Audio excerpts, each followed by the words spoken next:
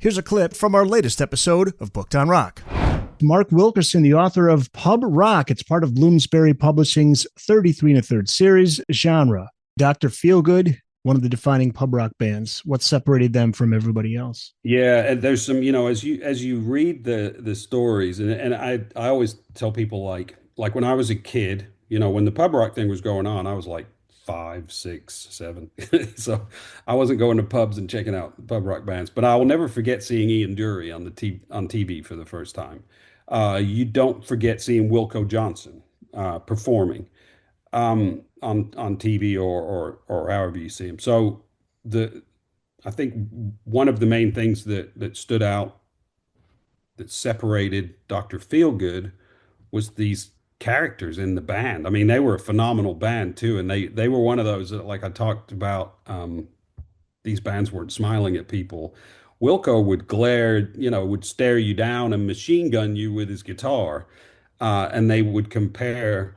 Like they would kind of liken Lee Brillo, who was the lead singer and harmonica player for Dr. Feelgood, and Wilco, who's the guitarist, to like a mob boss and his machine gunner, like Wilco would kind of lean in and like machine gun people while Lee Brillo is sneering at you. So they had attitude. Their songs had some serious bite to them.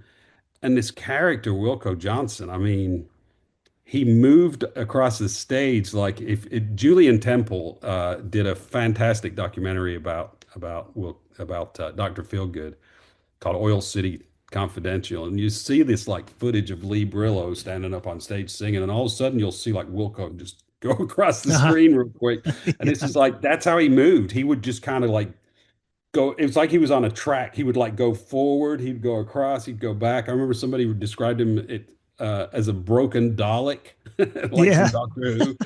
Um, But he was also influential as a guitarist, right? He had a yes, really distinct influential style. guitarist. He's another one of those guys that was. I think he was right-handed. He played his wrong hand guitar.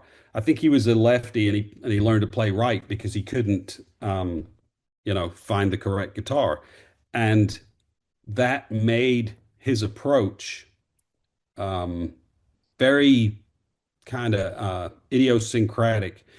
He had a real percussive way about playing. He didn't use a pick. He would just kind of flick the strings with his fingernails. And you know, um, I was just listening to